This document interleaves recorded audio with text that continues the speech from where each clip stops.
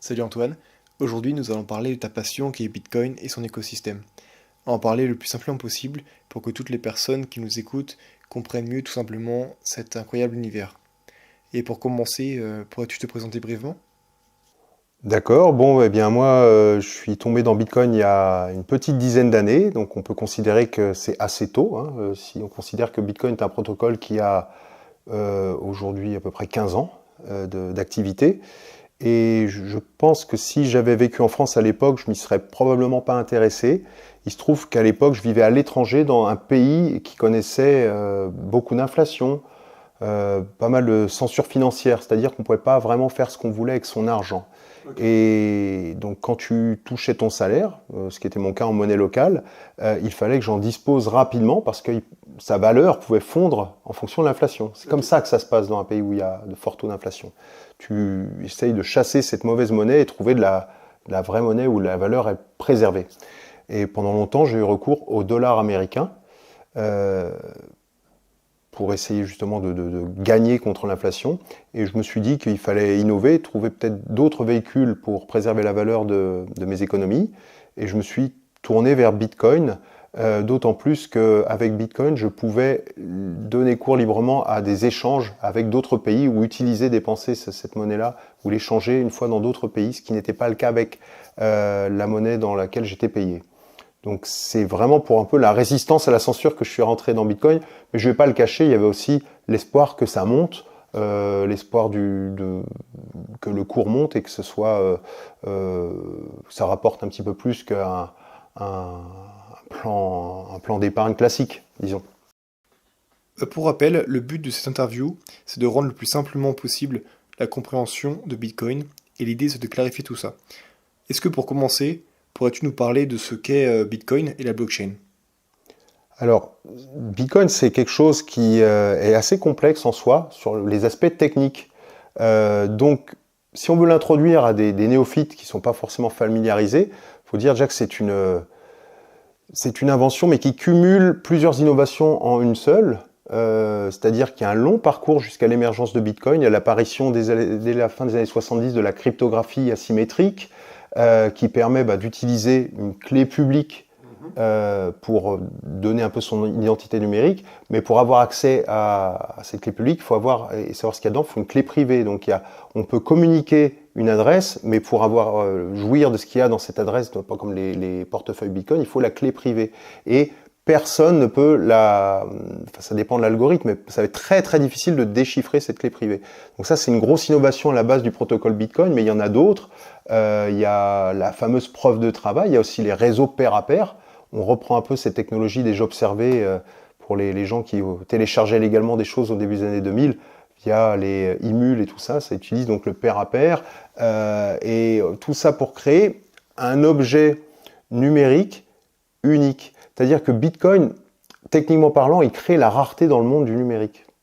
Parce qu'avant Bitcoin, quand j'envoie un fichier PDF ou une image JPEG à quelqu'un, eh bien je la garde et lui, il en a une copie. Oui. Et Bitcoin, c'est différent. Quand j'envoie un Bitcoin, eh bien, je le perds. Je le transmets à quelqu'un et lui en a maintenant la propriété et moi, je ne l'ai plus. Et ça, c'était inédit dans le monde numérique. On ne le dit pas assez souvent, mais Bitcoin, c'est la création de la rareté dans l'environnement numérique. On ne peut plus copier à l'infini des Bitcoins, c'est-à-dire si j'en transmets un, je le perds. D'accord. C'est l'autre qui l'aura. Donc c'est ça la grande prouesse technique, c'est de créer justement de manière complètement décentralisée un consensus sur qui a un Bitcoin et qui n'en a pas. Et une fois que c'est transmis, c'est un nouveau détenteur. Et pour cela, je fais le lien avec le reste de ta question, c'est là qu'intervient la blockchain, qui est un registre distribué qui répertorie toutes les transactions faites en Bitcoin depuis le début du lancement du protocole. Et il est à jour constamment d'une manière décentralisée. Donc c'est pas en altérant le registre d'un des nœuds du réseau qu'on va changer les transactions, les bricoler. Non, parce que les autres seront pas d'accord. C'est pas ça qu'ils ont enregistré eux. Et ça, c'est une des grosses innovations du protocole Bitcoin, c'est de créer un consensus complètement décentralisé. Il n'y a personne qui a une autorité centrale qui dit ça, c'est un tel a tant de Bitcoin et l'autre en a tant. Non, c'est le registre qui le détermine cela. Ok, ça marche. Donc, pour reprendre un petit peu tout ce que tu viens de nous dire, Tout le monde peut avoir un wallet, donc un portefeuille, et grâce à cela, nous pouvons échanger des fiat, donc des euros ou toute autre monnaie, en l'occurrence là de l'euro, contre du bitcoin, et donc en posséder. À partir de ce moment, on peut donc l'avoir comme une valeur refuge, le hold, c'est-à-dire le garder dans son portefeuille, ou sinon l'échanger contre un service, c'est-à-dire l'échanger contre un service ou un bien. Par exemple, tu m'achètes une baguette de pain, je peux en échange te donner un peu de bitcoin. C'est un échange tout simplement. Oui, c'est tout à fait possible, et sauf que moi, une fois que je vais te payer avec mon Bitcoin, il sera à toi, il sera plus à moi, hein. Et c'est dans l'environnement numérique, mais il y aura une certaine, ça va être comme des pièces de monnaie que je sors de ma poche, je te les mets en main, tu me donnes le bien, donc une baguette, et maintenant c'est toi qui es en possession de mes pièces numériques, d'accord? Donc ça, avant Bitcoin, il n'y avait pas de technologie qui permettait de le faire. On peut faire des paiements sur Internet depuis très longtemps, mais c'est adossé au réseau de cartes Visa ou Mastercard, hein. Oui. Les paiements en ligne via ta carte bancaire. Donc c'était pas... En gros, Internet, depuis très longtemps, depuis le lancement d'Internet à la fin des années 80, on peut s'échanger des messages, on peut, mais plus tard est venu l'échange de photos et plein de choses, mais ça n'a jamais été simple de s'échanger de l'argent de pair à pair comme ça. Oui. Il fallait toujours passer par des entreprises qui vont gérer comme PayPal, hein. On peut transmettre par PayPal de l'argent d'un compte à un autre, mais entre deux individus, comme on se donnerait des pièces de monnaie ou des billets, Oui. c'était pas possible. Et bien Bitcoin rend ça possible. Mais pour ça, il faut considérer, se mettre d'accord que Bitcoin a une valeur et qu'il sert en tant que monnaie. D'accord. Euh, Comment Bitcoin gère-t-il la confidentialité et l'anonymat de ceux qui l'utilisent? Alors, Bitcoin n'est pas anonyme en soi. Bitcoin, il est pseudonyme, c'est-à-dire tant qu'il n'y a pas de... Tant que ton identité n'est pas liée à une adresse Bitcoin, bon, les gens peuvent... Parce que la blockchain Bitcoin, c'est transparent et tout le monde peut la consulter. Elle est ouverte. Mais les gens vont voir une adresse et ce qui y transite, d'accord? Donc les bitcoins qui sortent, qui y rentrent, qui s'y accumulent, ou qui quittent l'adresse. Mais tant que l'adresse n'est pas liée à une identité d'une personne, au vrai détenteur de ce portefeuille, personne ne peut faire le lien. D'accord. Et donc aujourd'hui encore, il est tout à fait possible de gérer son anonymat sur Bitcoin en étant propriétaire de son wallet, de ses clés privées, hein, donc en gérant par soi-même ses Bitcoins, sans passer par les échanges, les bourses d'échange plutôt, comme on les connaît tous, Kraken, Binance, où là, pour créer et acheter du Bitcoin, tu vas devoir donner ton adresse, faire des processus de KYC, hein, d'enregistrement de données clients, donner ton nom, ton adresse, beaucoup de ta nationalité, parfois une pièce d'identité. Donc là, tout de suite, tes bitcoins, ils seront liés à ton identité. Donc là, ils ne seront pas anonymes du tout. Okay.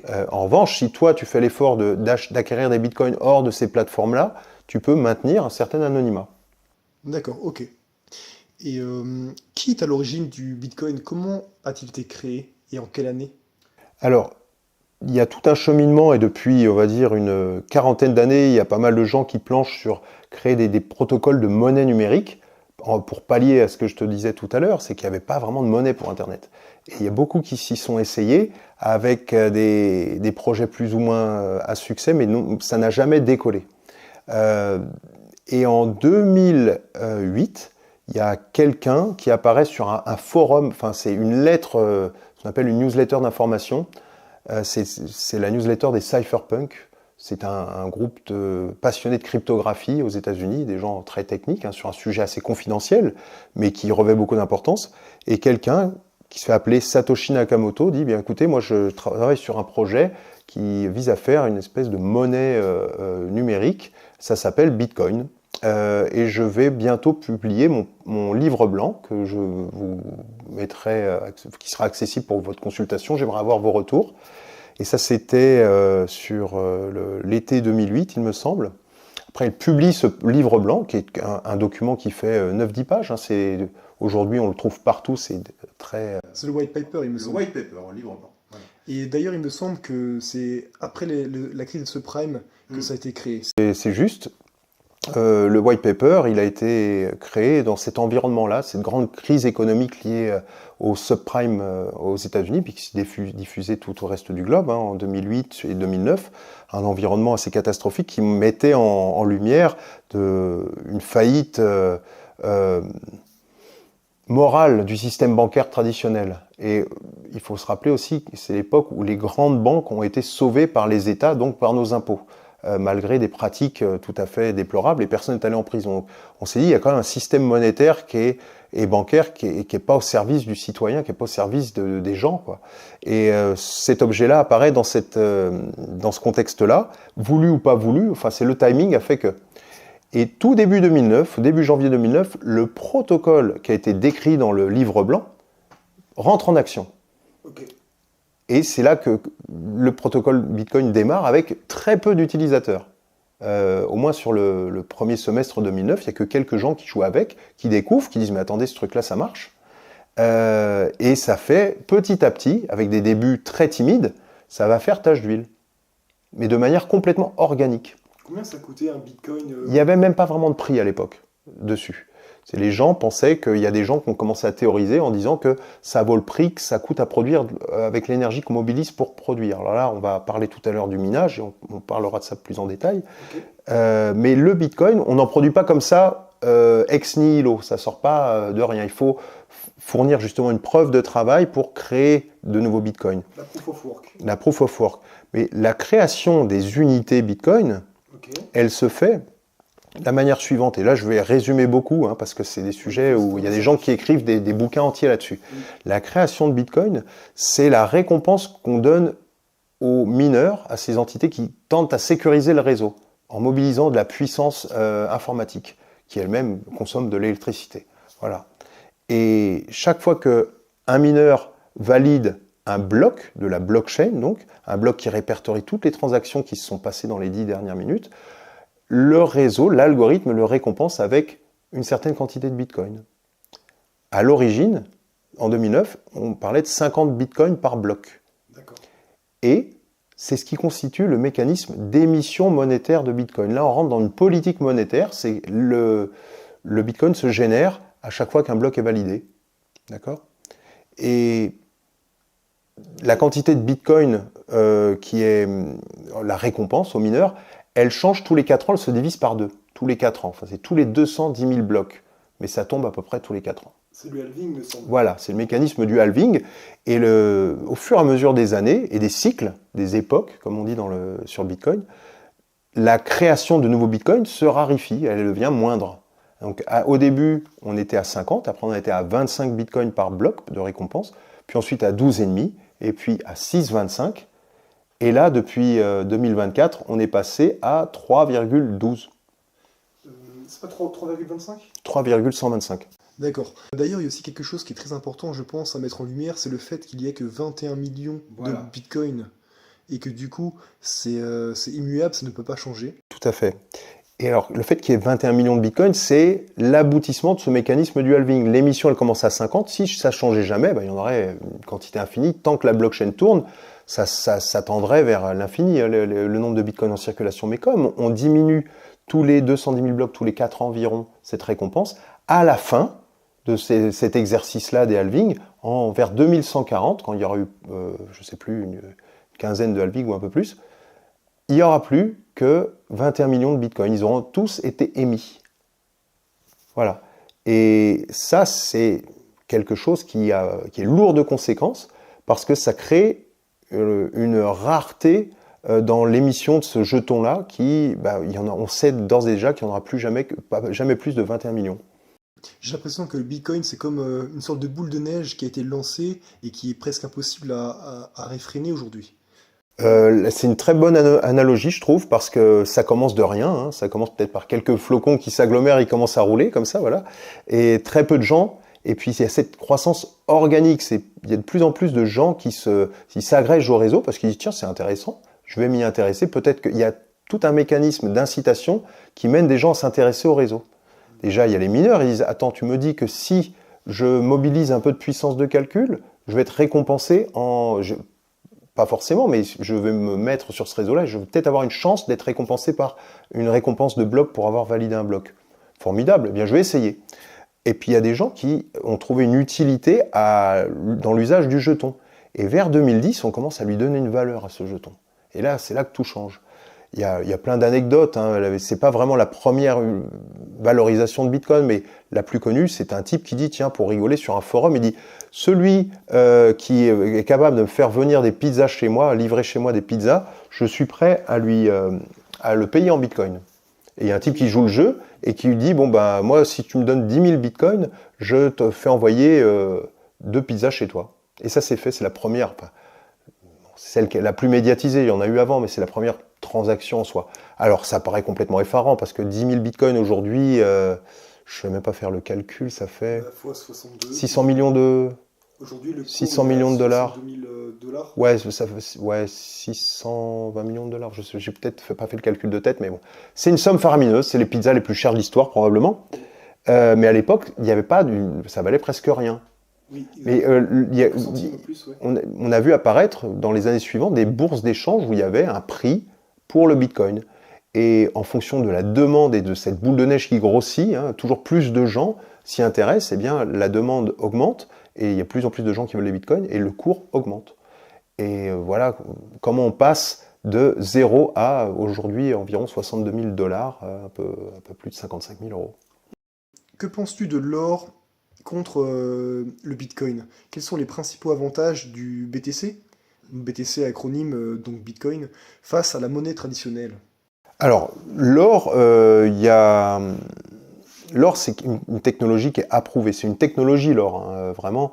Les humains en sont venus à utiliser l'or comme réserve de valeur et comme moyen d'échange depuis, on ne sait même pas, des temps immémoriaux. Hein. On a des premiers références dans l'Antiquité ou dans la haute Antiquité, mais ça fait plus de 5000 ans que les gens utilisent l'or sur plusieurs continents, voilà, parce que c'est le métal qui ne s'altère pas. Le métal, l'or, il est assez facile à identifier, hein, même s'il y a des gens qui font du fort, mais du vrai or avec une forte concentration en or, c'est assez facilement identifiable. Et ça a été élu par les gens. Il y avait peut-être avant, il y a des gens qui utilisaient du sel, des coquillages, mais l'or a été considéré c'est une convention sociale qui a été acceptée par le plus grand nombre, comme quoi l'or, c'est une chose qui a vraiment de la valeur et que ça se transmet dans le temps et dans l'espace. D'accord ? Parce que l'or, c'est assez rare. Il faut mobiliser pas mal de moyens pour trouver de l'or, pour en miner. C'est pas un minéral, c'est pas comme du quartz, par exemple, on en trouve partout. Ben non, de l'or, il va vraiment falloir se baisser, chercher, sortir les pelles, et à moins d'avoir extrêmement de chance, comme la Grande River en Californie, où ils en trouvaient sur le lit des rivières, mais ça arrive très peu de fois dans l'histoire. Après, l'or, c'est assez limité, mais on peut toujours en créer. Tous les ans, il y a de nouvelles quantités d'or qui sont produites. Et c'est là que c'est différent avec Bitcoin, parce que Bitcoin, on sait qu'il ne peut y en avoir que 21 millions, et il n'y en aura pas plus. Et après, il y a ce qu'on appelle l'élasticité de l'offre. Imagine-toi, là, l'or, il a pas mal augmenté dernièrement. Bien sûr. Eh bien, ça crée un regain d'intérêt, et il y a des nouveaux projets miniers qui vont se dire, on va profiter de cette manne, et on va réactiver des projets miniers qui n'étaient peut-être pas rentables quand l'or était à 1000 dollars à l'once, et maintenant qu'il est à 2500 dollars, 2400, je ne sais plus trop, c'est totalement pertinent de le faire. Et là, il va y avoir encore plus de nouvel or à être produit. Comparaison avec le Bitcoin, si le prix de Bitcoin augmente à 100, 200 000 dollars l'unité, eh bien, on ne peut pas aller en miner plus. On peut installer plus de puissance de minage, on va mobiliser plus d'ordinateurs, de puissance de calcul sur le réseau, mais ça n'altérera pas, le protocole fera toujours qu'il y a aujourd'hui 3,125 bitcoins à sortir toutes les 10 minutes, et pas plus, malgré la demande. Et alors là, si tu ne peux pas en produire plus, et qu'il faut se contenter de ce qu'il y a déjà en circulation, la loi de l'offre et la demande fait que le prix va monter fortement. Et c'est ça, en partie, qui fait que quand il y a une très grosse demande, qu'il y a une grosse mode autour du Bitcoin, comme on l'a vu en 2020, après le Covid, ça monte en flèche d'un coup, parce qu'on ne peut pas en produire plus. D'accord. D'ailleurs, par rapport à ça, il me semble que, par rapport à la monnaie traditionnelle, comme le dollar ou l'euro, je ne sais plus, il me semble que 100 dollars, il y a 100 ans, valait 100 dollars, et aujourd'hui, cette même somme en vaut 4 dollars. C'est donc l'inflation. Donc le Bitcoin, lui, par contre, il ne fera que monter. Alors, tout ça, c'est vrai qu'on ne nous le dit pas assez souvent, on ne l'apprend pas à l'école, mais la vérité, on le sait, il suffit de parler un peu à ses grands-parents.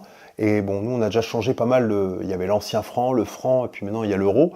Mais quand tu regardes bien le prix d'une maison, même en regardant, nous, si on pense au début de l'euro en 2002, on se rend bien compte que ce qu'on faisait avec 500 000 euros en 2002, c'est pas ce qu'on fait aujourd'hui avec 500 000 euros en termes d'immobilier. Il n'y a pas besoin d'aller sur 100 ans. Hein.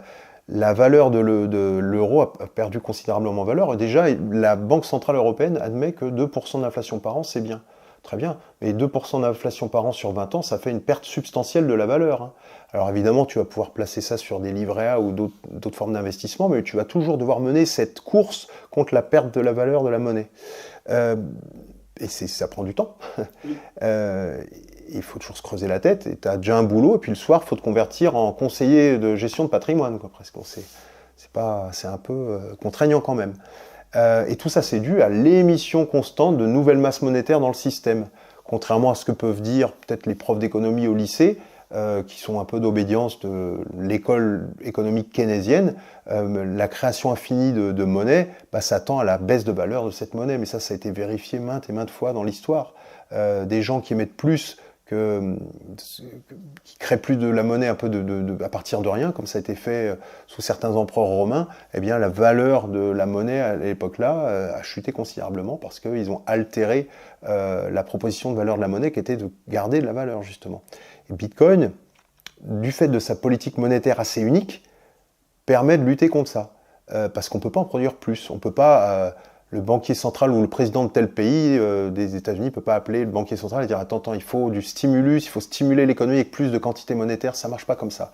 Il n'y a pas de patron chez Bitcoin déjà, et le protocole tourne d'une manière qui fait qu'on ne peut pas émettre plus, même si les plus puissants demandent, on ne pourra pas en émettre plus. Et donc, sur le très long terme, il va avoir une tendance à préserver la valeur. On le voit au quotidien, ça fluctue, hein, c'est assez volatile. Mais quand tu prends un peu de hauteur et que tu regardes le cours depuis, je sais pas, 2015, on était à 2015, le bas, le plus bas, c'était à $180 le Bitcoin. Et si tu vois, aujourd'hui, il est à 62, il est passé à 74 il y a quelques mois, 74 000, ouais, c'est... $180, $74 000. Moi, je te parle du plus bas 2015 et du plus haut 2024. Okay, et c'est un peu les montagnes russes entre-temps, d'accord? Ça va, ça vient, ça perd parfois 40% dans une journée ou sur une semaine. C'est pas conventionnel, c'est pas commun. Mais si tu regardes la courbe de progression, on a quand même une sacrée hausse. Et sur un objet comme ça, de toute façon, il faut se dire qu'on ne passe pas de $180 à 74 000 sans une très forte volatilité.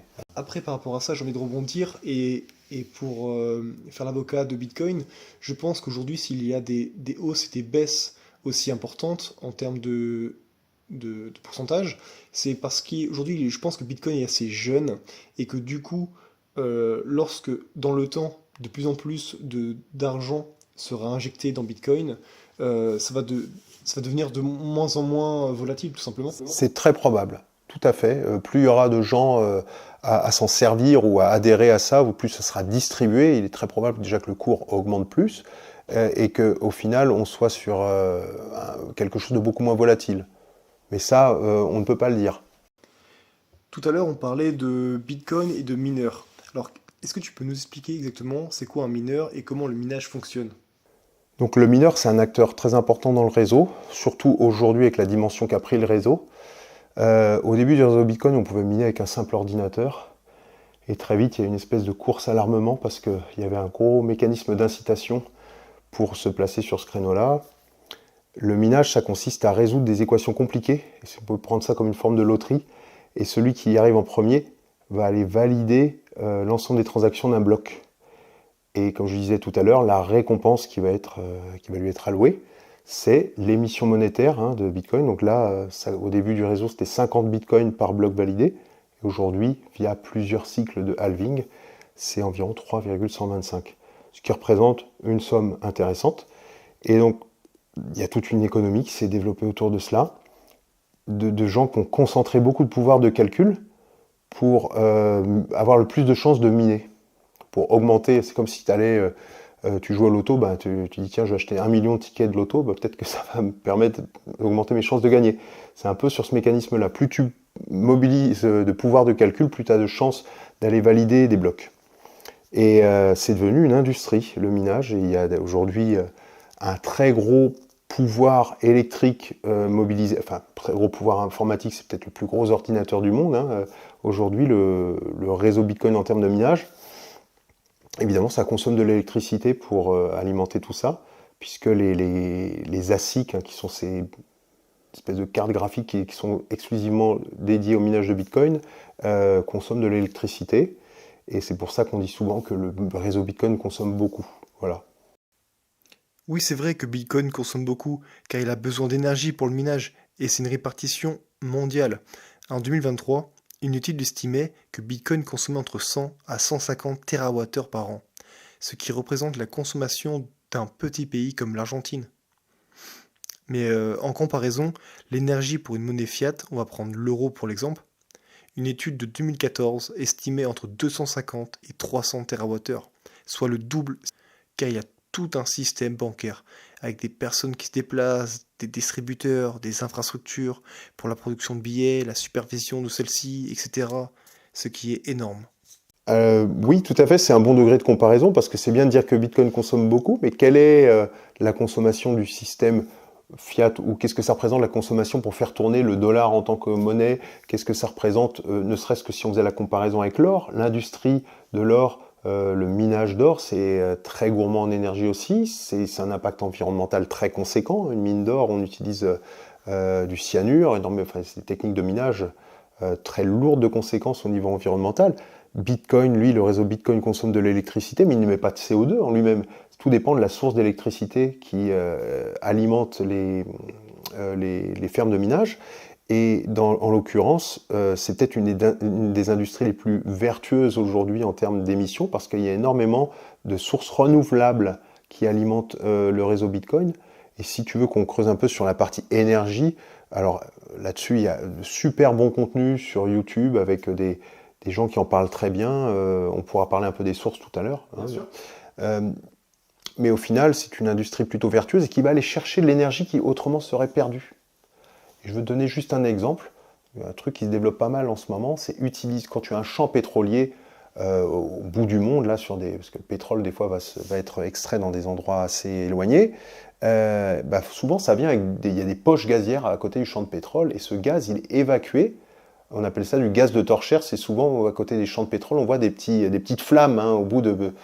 Voilà. Et ça, c'est le gaz naturel qui est évacué dans les champs de pétrole. Et ce gaz, aujourd'hui, il y a des gens qui arrivent et disent attends, arrête de le brûler parce que le gaz, c'est du méthane. Il est mieux de le brûler et d'en faire du CO2 parce que ça a un potentiel, c'est un gaz à effet de serre de moindres conséquences que le méthane. Bref, il le brûle. Et il y a des gens qui se disent, attends, le brûle pas, tu le perds, moi je vais amener une centrale énergétique où je vais prendre le gaz naturel, je vais le cramer mais pour faire tourner un moteur et générer de l'électricité sur place et je vais faire tourner des mineurs.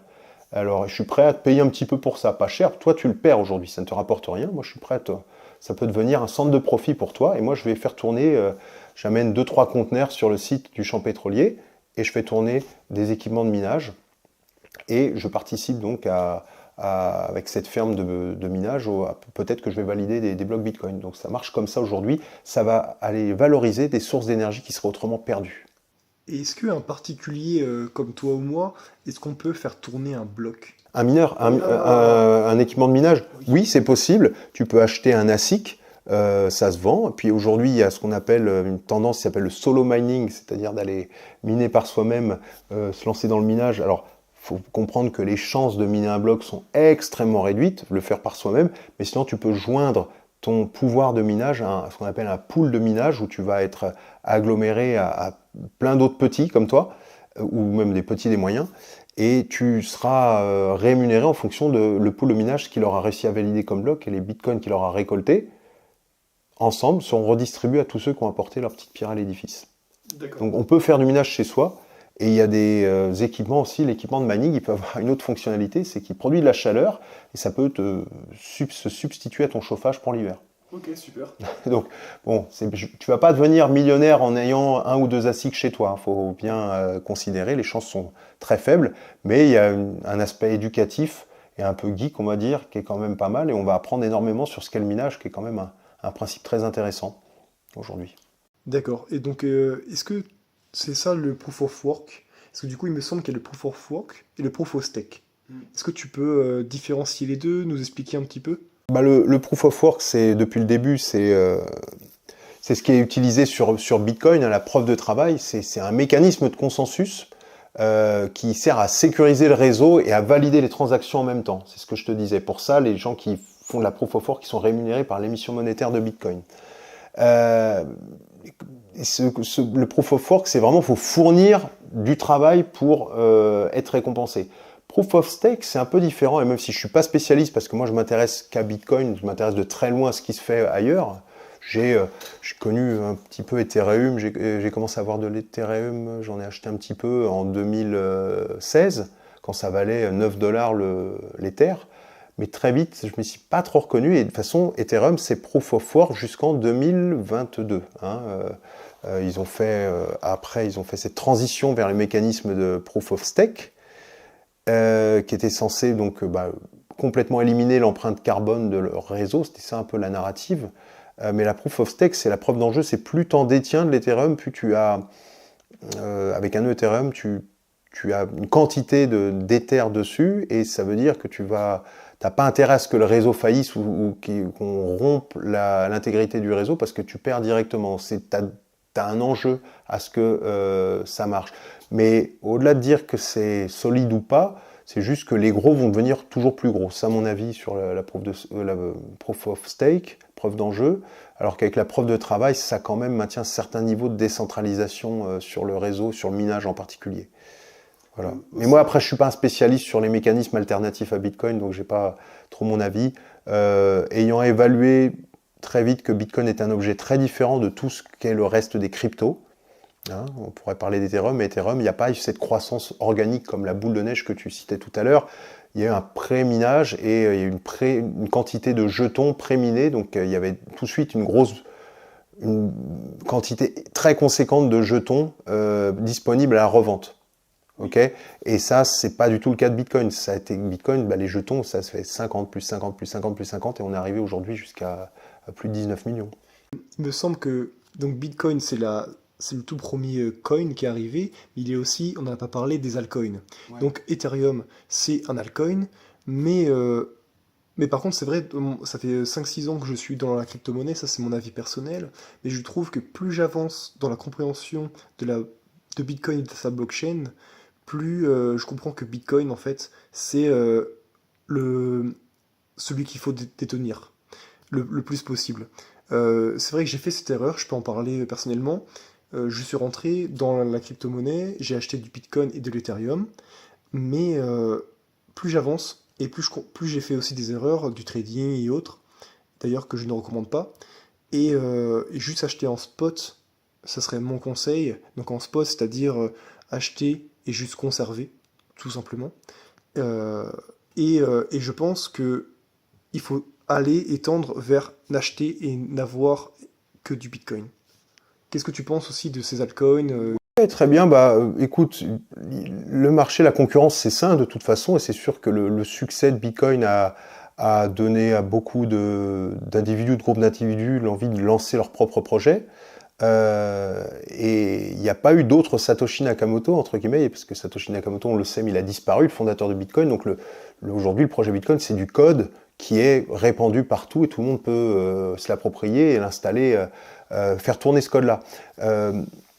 En revanche, les autres altcoins, comme on dit, qui sont plus des projets qu'on peut assimiler à des startups un petit peu, il y a des gens derrière et des finalités derrière, donc des finalités de profit notamment.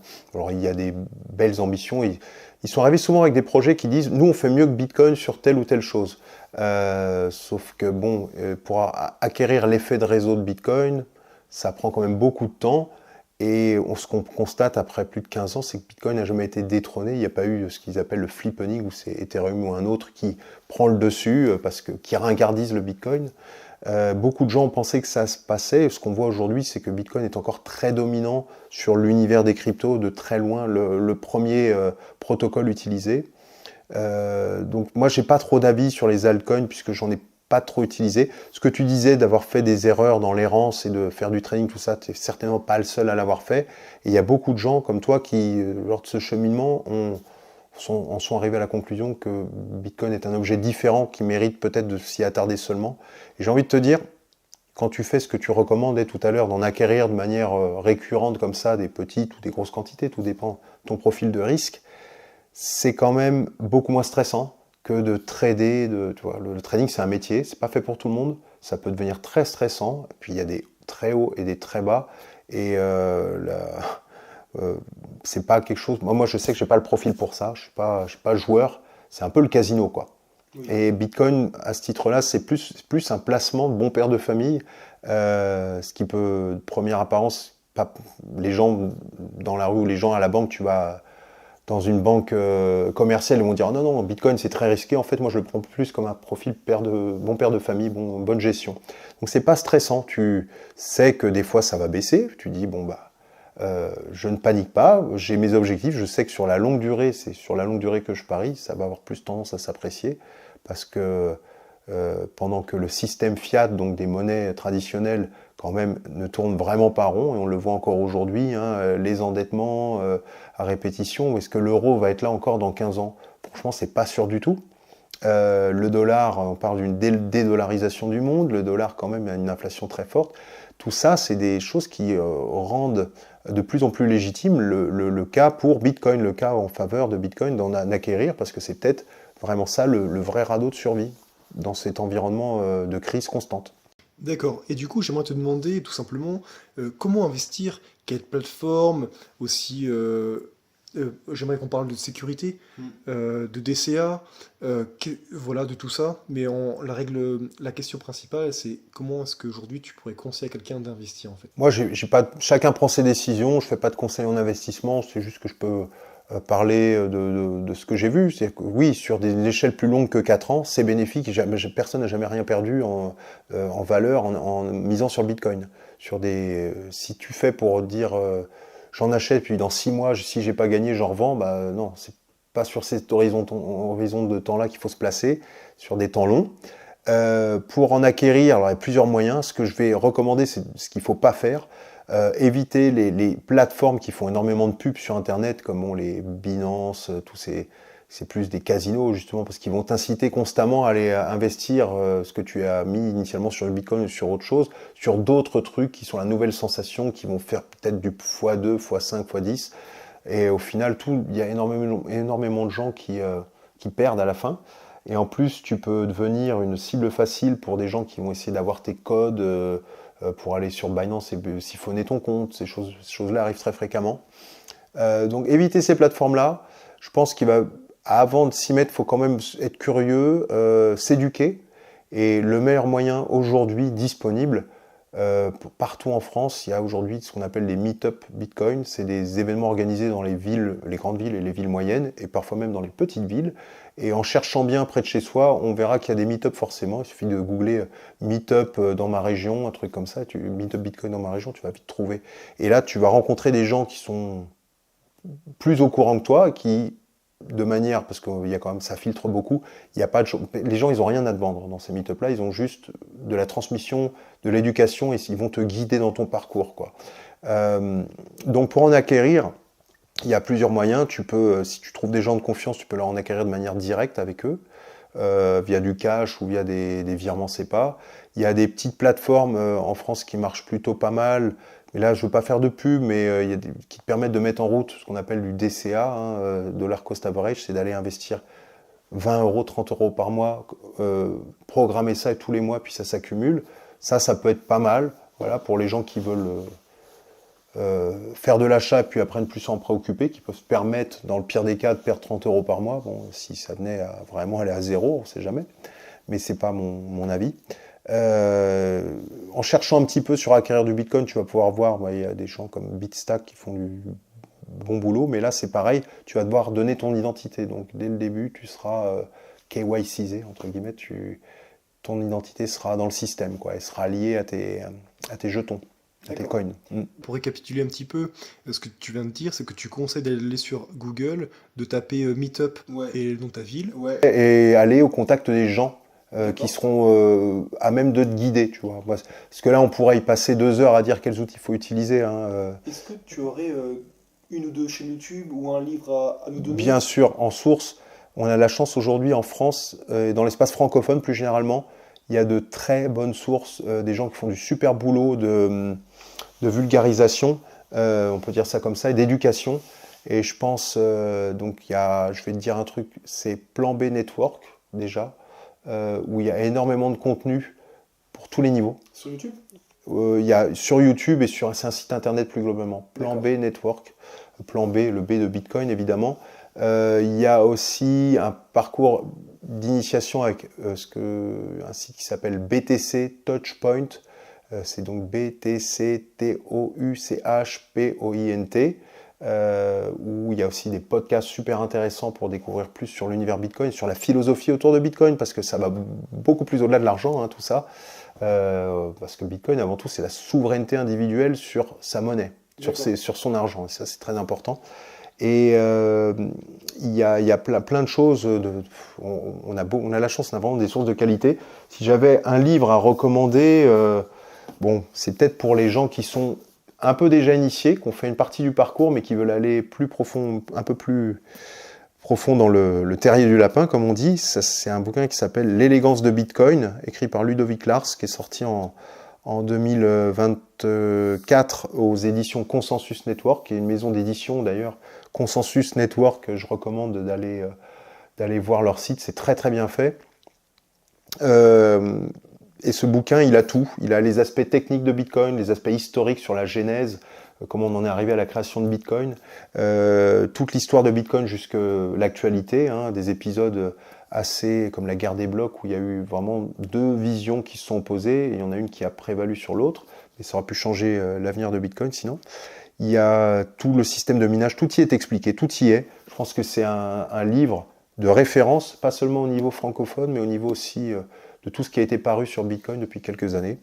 Ça, je le recommande. Et puis sur les éditions Consensus, il y a énormément d'autres ouvrages en français disponibles, tous très intéressants. C'est du travail très qualitatif, quoi.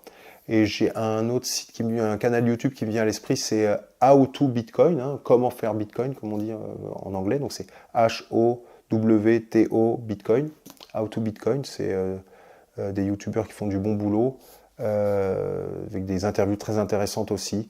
Il y a toute une galaxie de trucs, on peut passer sa journée à voir et à lire du contenu Bitcoin. Le tout, c'est d'essayer de se concentrer là-dessus. C'est pour ça que Bitcoin, c'est un univers qui est suffisamment large pour ne pas s'attarder sur toutes les autres crypto-monnaies et perdre son temps, j'ai envie de dire.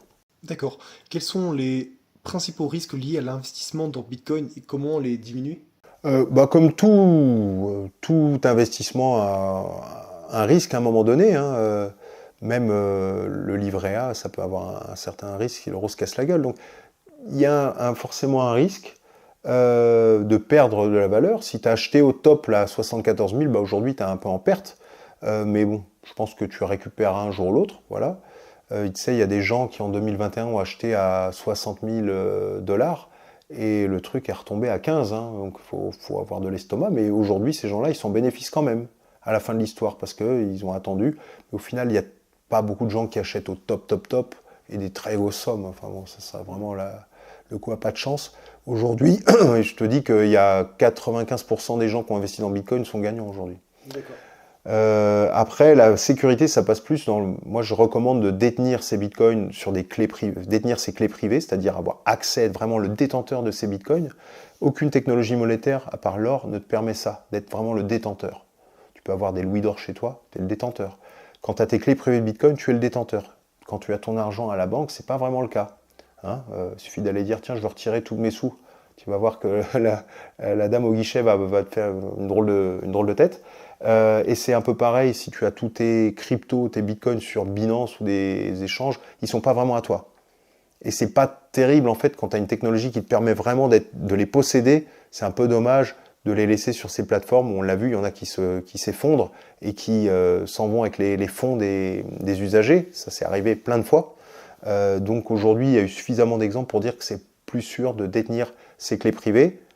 Alors tout dépend des montants. Si c'est des petits montants, tu peux les détenir sur un wallet sur ton téléphone.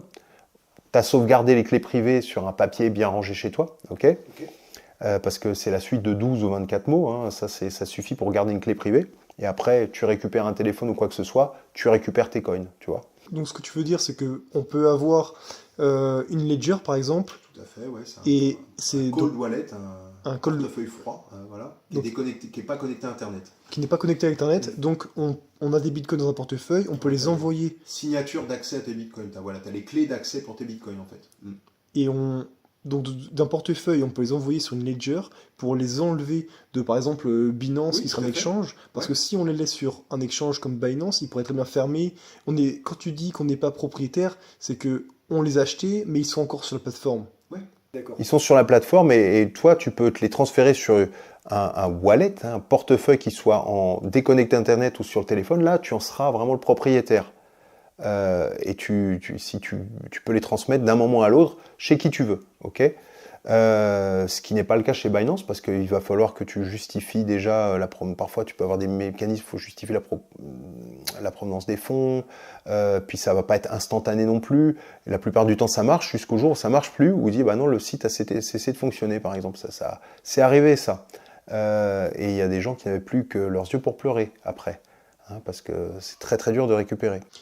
Concrètement, si je veux te donner 2 bitcoins, combien de temps ça prend, tu penses, une transaction? La transaction va prendre une dizaine de minutes en fonction du bloc. Elle va arriver sur ton téléphone, tu vas dire quelqu'un vous a envoyé une transaction. Tu vas avoir une confirmation, la transaction est bien en route. En revanche, elle a besoin d'être confirmée à plusieurs reprises, et ça va prendre un petit délai. Mais il faut bien se dire que ça, c'est sur le réseau, la couche numéro 1 Bitcoin, mais il existe aujourd'hui des réseaux de seconde couche. Hein. Moi, j'en utilise, ça s'appelle le Lightning Network. C'est un réseau de seconde couche qui permet de faire des transactions de manière beaucoup plus instantanée, avec des petits montants. Donc tu l'as vu, il y a des bars maintenant en France qui acceptent les transactions en Bitcoin via Lightning, via ce protocole-là, qui se prête beaucoup mieux aux petits achats du quotidien, aux petits achats sur Internet aussi. Et ça se crée un portefeuille Lightning de manière assez simple aujourd'hui. Et là encore, je vous invite à aller sur les sites que j'ai recommandés pour avoir plus d'infos sur ce sujet-là. Ouais. Et hier, lorsqu'on s'est vu au Meetup, Ouais. tu me parlais de BTC Map. C'est un site qu'on peut aller sur Google ou bien sur une application et il répertorie tous les magasins qui acceptent les paiements en Bitcoin. Absolument, donc c'est un projet open source, ça veut dire que toi demain tu peux saisir un magasin que tu as vu, un collègue à toi qui accepte le Bitcoin ou toi-même, tu peux te saisir, envoyer le signal sur ce réseau-là, dire voilà, moi je suis là, il y a un point sur la carte maintenant, j'accepte le Bitcoin. btcmap.org, hein, btcmap.org. Et là-dessus, vous verrez qu'il y a pas mal de commerces qui le font. Et il y a des pays, tu vas à Lugano en Suisse, où il y a une grosse politique de diffusion, il y a énormément de commerce, mais déjà on voit dans pas mal de régions de France, en Bretagne, en Normandie.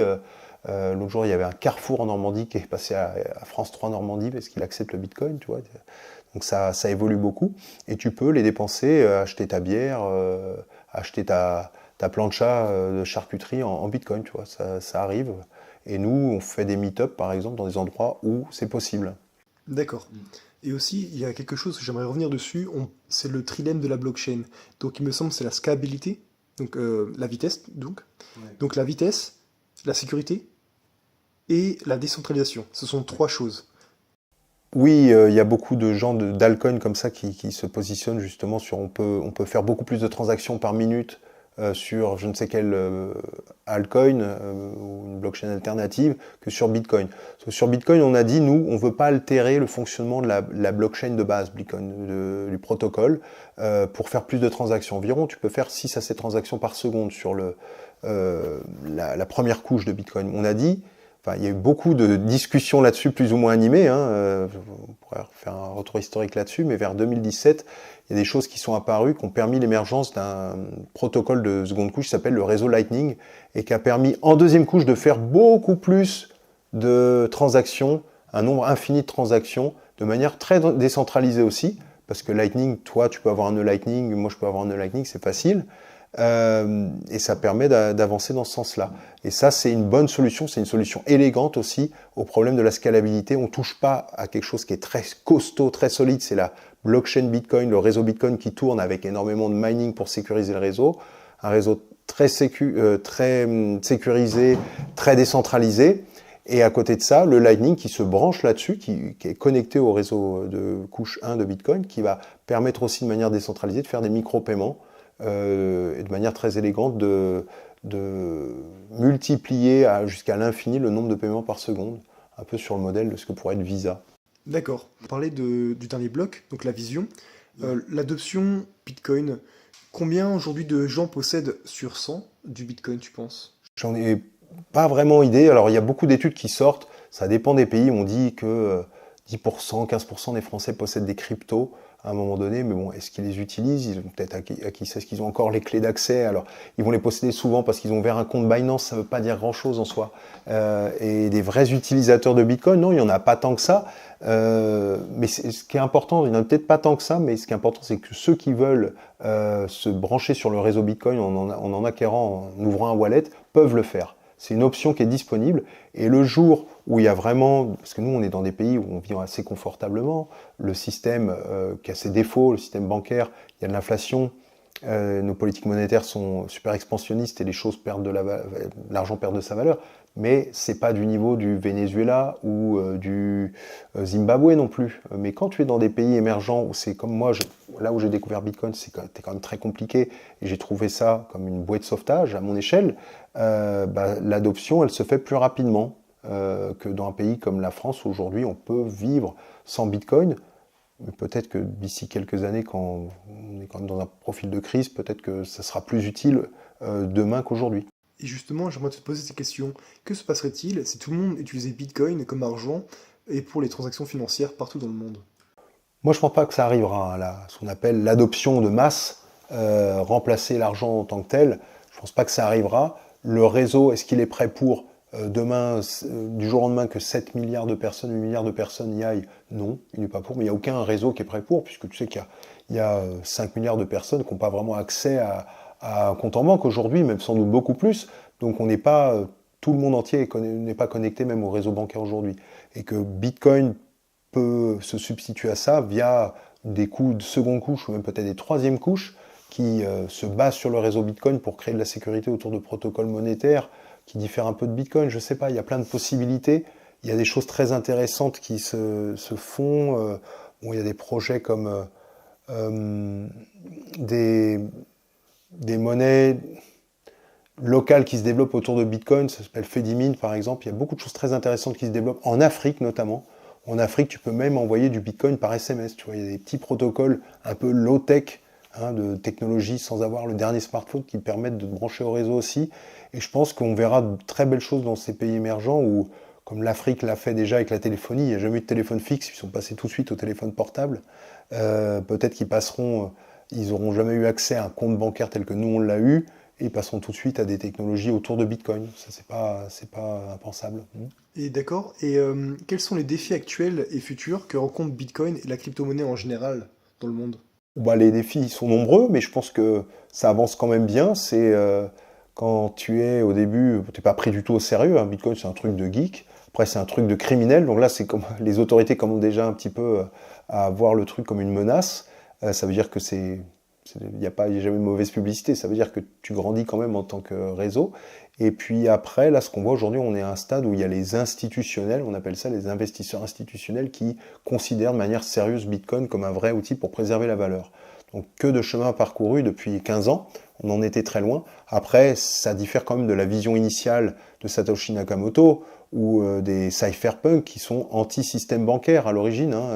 Donc maintenant, il faut toujours être vigilant à ne pas se faire phagocyter par l'écosystème bancaire et à rester, à ce que Bitcoin soit toujours un outil pour l'individu, pour être souverain sur sa monnaie sans devoir passer par des tiers de confiance beaucoup plus gros. Donc tant que Bitcoin respecte ce principe, à moi c'est fondamental à mon sens, qu'on puisse être détenteur de ces Bitcoins et pouvoir faire des transactions comme on l'entend.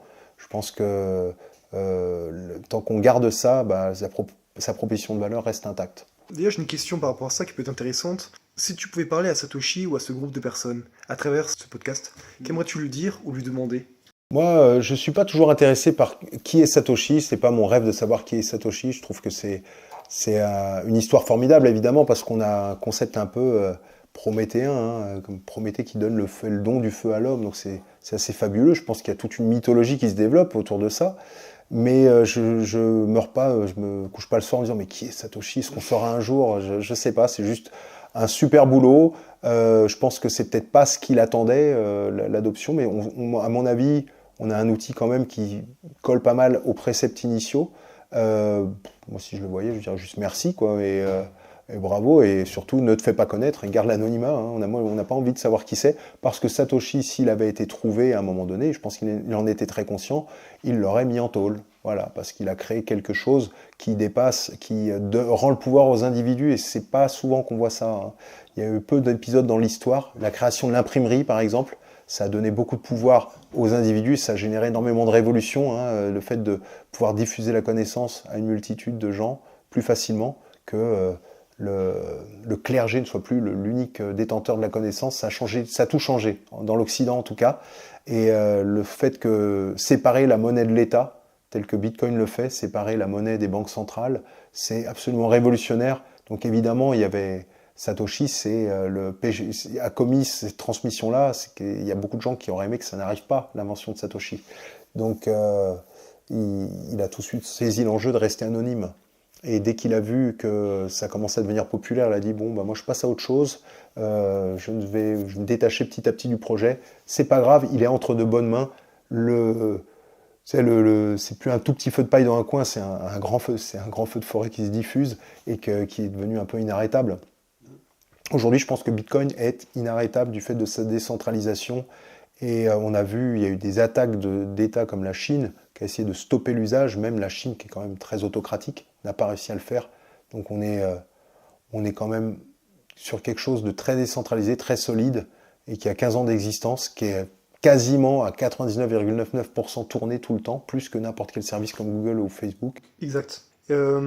Aussi, j'aimerais préciser quelque chose, c'est qu'il me semble que Apple pèse 3000 milliards, et aujourd'hui, pour avoir une sorte de point de vue, à l'heure actuelle où on parle, en octobre 2024, la capitalisation boursière mondiale de la crypto-monnaie en tout, c'est 2300 milliards. C'est énorme. Et Bitcoin, lui, en possède quasiment plus de la moitié, Ouais. soit 1230 milliards. Voilà, ouais.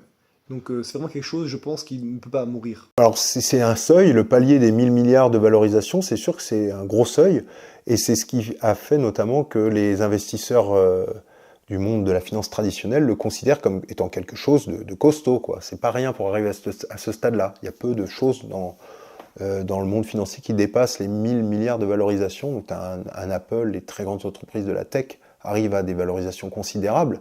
C'est aussi parce que ça a été le refuge pour l'argent facile, parce que les gens ont estimé, les investisseurs, que dans Apple, on peut garder de la valeur, dans Amazon aussi. Bon. Mais oui, je pense qu'il y a encore une grosse marge de progrès. Si tu veux vraiment te comparer à autre chose, c'est la capitalisation de l'or. Et l'or, aujourd'hui, je dis grosso modo, ça doit être à 15 000 milliards. Donc on est à 10 fois plus que Bitcoin. Donc le jour où Bitcoin, je pense, peut dépasser la capitalisation de l'or, on n'y est pas. L'or a le vent en poupe en ce moment, va continuer à augmenter. C'est toujours mieux l'or, un système monétaire basé sur l'étalon or est plus fiable, à mon sens, que le système fiat tel qu'il est aujourd'hui. Donc il ne faut pas s'opposer à l'or et vouloir supprimer l'or non plus.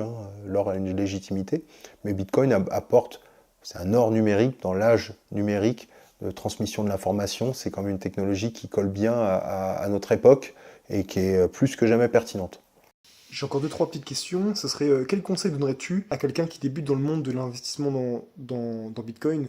Est-ce que par exemple tu as un retour à faire sur le trading ou des erreurs que tu as pu faire? Éviter le trading? Non, on l'a dit tout à l'heure, pas s'étaler sur tous les sujets, se concentrer sur Bitcoin uniquement, voir au-delà de Bitcoin et voir la vraie proposition de valeur qui, comme je le disais, c'est la souveraineté monétaire, c'est être souverain sur son porte-monnaie vraiment, et creuser ces aspects-là. Et c'est vrai que c'est une philosophie de la liberté, on peut dire que c'est, comme on dit, c'est une freedom tech, Bitcoin, c'est une technologie de la liberté. Et il y a peu de technologies comme ça. L'Internet a été voué à offrir beaucoup de liberté aux utilisateurs. Ça a été après coopté par de très gros géants de l'Internet et c'est pas mal fliqué par les États. Mais avec Bitcoin, on a un espace de liberté dans le cyberespace qui nous offre la possibilité de se détacher de tout ce qui se passe dans le monde, les troubles. Tu peux, grâce à Bitcoin, demain, je me le dis très concrètement, si c'est le chaos en France, et puis on est au bord de la Troisième Guerre mondiale, ça peut toujours arriver, hein, bien avec Bitcoin, ça va pas être simple de sortir de ce périmètre-là avec ton argent bloqué à la banque ou quoi que ce soit. Geler les comptes et autres. Voilà, il peut se passer plein de choses, mais toi, avec Bitcoin, tu as cette vraie souveraineté-là. Dis-toi, les mecs en Syrie, ou je sais pas, s'ils avaient... Tu peux vraiment partir juste avec tes 12 mots, tes clés privées, même pas un portable, et refaire ta vie avec tes Bitcoins dans un autre territoire, dans une autre juridiction. Oui, ça, C'est une vraie possible. C'est une vraie possibilité, et ça, il y a peu d'outils qui l'offrent aujourd'hui. Tu vas pas te balader avec tes lingots d'or. C'est pas simple, tu vois. T'as une grosse chance de te les faire piquer sur un chemin. Ok. Et ensuite, pour le dernier mot, personnellement, j'aimerais juste proposer à tous ceux qui nous écoutent d'aller sur YouTube et d'écouter le documentaire Arte qui parle de Satoshi Nakamoto. C'est personnellement le dernier conseil que j'aimerais dire de ce podcast. Mais si toi, tu avais un dernier mot pour le podcast, est-ce que tu aurais quelque chose à nous dire? Soyez curieux, intéressez-vous à Bitcoin. Moi, quand on tombe dans ce truc-là, on sait où ça commence, on ne sait pas où ça s'arrête. On va apprendre énormément sur soi-même, on va apprendre d'économie, on va mieux comprendre le monde, je pense, en s'intéressant à Bitcoin. On va apprendre sur l'énergie, hein, et on rencontre surtout des super personnes. Donc allez au Meetup, vous allez rencontrer des gens qui ont un peu le même état d'esprit que vous, qui se posent des questions sur comment va le monde, comment se gère l'argent, c'est quoi l'argent. On nous apprend pas ça à l'école, et pas dans les cours d'économie, tout ça. Donc c'est un grand éveil intellectuel, Bitcoin aussi. Il faut se pencher là-dessus. C'est pas que l'argent, ça va au-delà de ça. D'accord. Écoute, je te remercie beaucoup pour ton temps. Merci. Et puis, à bientôt. À bientôt. Maintenant que cette interview est finie, je vais vous fournir un résumé complet, rapide et concis de ce qu'est Bitcoin, pour que vraiment vous intégrez tout ce qui a été dit. C'est extrêmement important que vous compreniez. Bitcoin n'attend pas. Alors voilà. La vraie force de Bitcoin réside dans plusieurs aspects fondamentaux. En numéro 1, la décentralisation. Contrairement aux monnaies traditionnelles contrôlées par des banques centrales ou des gouvernements, Bitcoin est décentralisé. Aucune autorité centrale ne contrôle le réseau, ce qui le rend résistant à la censure et aux manipulations extérieures. En numéro 2, la sécurité. Grâce à la blockchain, Bitcoin fonctionne sur une technologie de blockchain, un registre public immuable qui enregistre toutes les transactions. Ce système est hautement sécurisé, car il repose sur un réseau décentralisé d'ordinateurs, les mineurs, qui valident les transactions de manière consensuelle. Cela rend la falsification ou la modification des données extrêmement difficile. En 3, la rareté. Bitcoin est conçu pour avoir une offre limitée à 21 millions d'unités. Cette rareté, mathématiquement programmée, lui donne une valeur perçue comme similaire à l'or. Contrairement aux monnaies fiat, qui peuvent être imprimées en grande quantité par les gouvernements, Bitcoin résiste à l'inflation. En 4, la transparence et le pseudonymat. Toutes les transactions sont publiquement visibles sur la blockchain, ce qui assure la transparence. Cependant, les identités derrière les adresses Bitcoin restent pseudonymes, offrant ainsi une certaine protection de la vie privée. En 5, la résistance à la censure et à la confiscation. Les transactions en Bitcoin peuvent être effectuées de manière peer-to-peer, sans passer par des institutions financières. Cela permet aux utilisateurs de transférer des fonds sans crainte d'intervention gouvernementale ou de restriction. Vous êtes votre propre banque. En 6, portabilité et divisibilité. Le Bitcoin est facilement transférable à travers le monde avec peu de frais par rapport au système traditionnel. De plus, il est divisible jusqu'à 8 décimales, 1 Satoshi, permettant de gérer de très petites fractions, ce qui facilite son adoption comme moyen de paiement. En 7 et dernier bloc, la communauté et adoption croissante. Bitcoin a la plus grande base d'utilisateurs et de développeurs dans l'écosystème des crypto-monnaies. Son adoption est croissante par des particuliers, des entreprises et même certains gouvernements. Ces caractéristiques font de Bitcoin bien plus qu'une simple monnaie numérique. Il est souvent vu comme une réserve de valeur, l'or numérique. Il y a un moyen de redéfinir le système bancaire. Pour le mot de la fin, j'aimerais vous dire que Bitcoin n'est pas seulement une innovation technologique incroyable, c'est aussi une révolution.